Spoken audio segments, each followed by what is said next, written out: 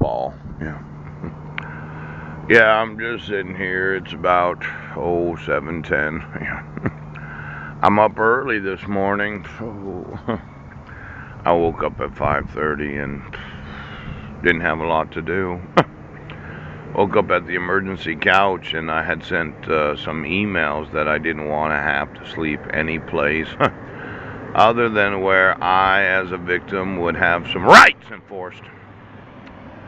Now, last night I got to thinking about some of these emails that I've sent. Pooch, I'll probably read them to you here in a little while. And I was a little concerned this morning. Yes. I went over to get a cup of coffee because I had a coffee card and I was stirring the coffee. I put they got coffee shots and they got creamers and different things that you can put in it, and it's really good. But when I stirred it, I removed the stir sticks, yes, and it kept going around and around and around by itself. And I was looking at it and I was like, well, how long are you going to do that? You ever stirred your coffee and realized that there's some sort of pendulum effect in the use of liquids? You ever seen that before? No. Well, it got me thinking about hurricanes. I guess there was a bad one here on the other side of the United States of America. You know, I have this desalinator that I was wanting to manufacture. And I thought, well, but nice to just cut that thing in half, wouldn't it? Just slow it down by 20 or 30 miles per hour. Pooch. But for some reason, somebody thinks that they don't have to enforce the actual sheriff's manual of every state of the United States. Now, it looks to me like you like to have the damages instead of actually using the innovations that are available. What's your fucking problem today? Now, the last hurricane, we talked about the desalinator and the HHO gas desalinator. Yes. It would have been nice to have that thing working today, wouldn't it? Pooh. It seems that those that are oaths, badges, and attorneys, they really don't believe that they have to enforce the requirements of their employment. And when I mentioned a breach of contract yesterday, you decided, no, we're just going to violate the laws of the United States. A lot of people are suffering today because of your obstinance. I'm the individual that wanted to make 2 trillion gallons of fresh water every year. But you had to be total fucking assholes and screw over the East Coast. Yes. When you look at the actual movement of liquids, I know you're concerned about fish and the fish in the ocean that were underneath the hurricane. You don't want to hurt them. Well, hurricanes, they move along the top of an ocean. Yes. Don't get a lot of hurricanes. We get tornadoes on the land. Is that what we get?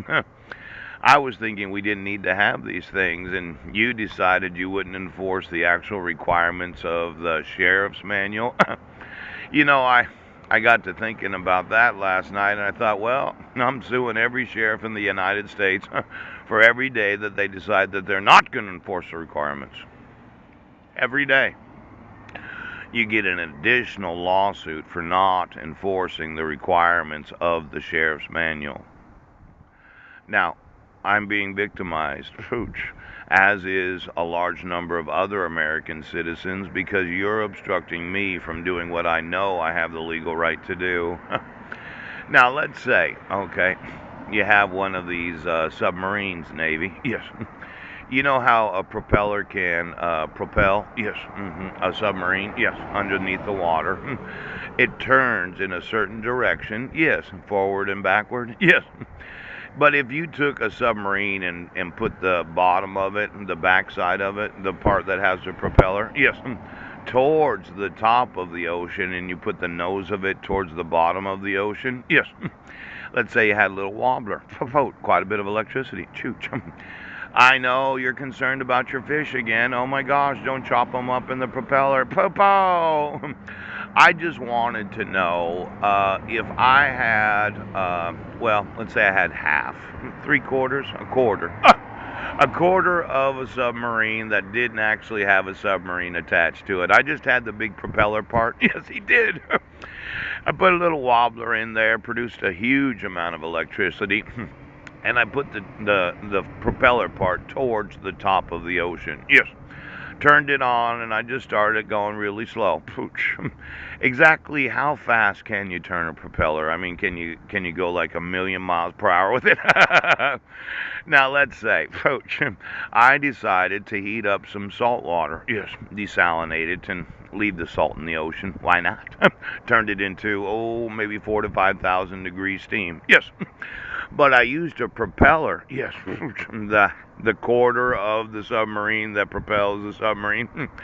And as I swirled the ocean water the opposite direction of the eye of the hurricane, yes, and I increased the speed of the propeller, yes, and then I added some water as kind of like a weight to it, yes. How deep could I actually cause a type of reverse tornado in the ocean? Yes, well, or maybe it's a tornado.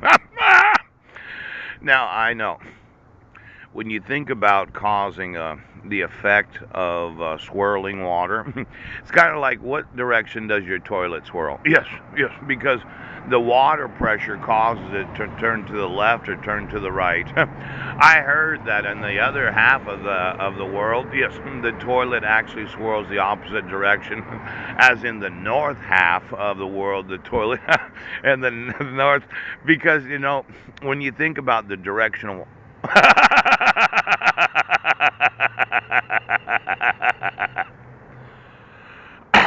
See, the thought was, yes, I put the I put the propeller part of the submarine towards the top of the ocean. Yes.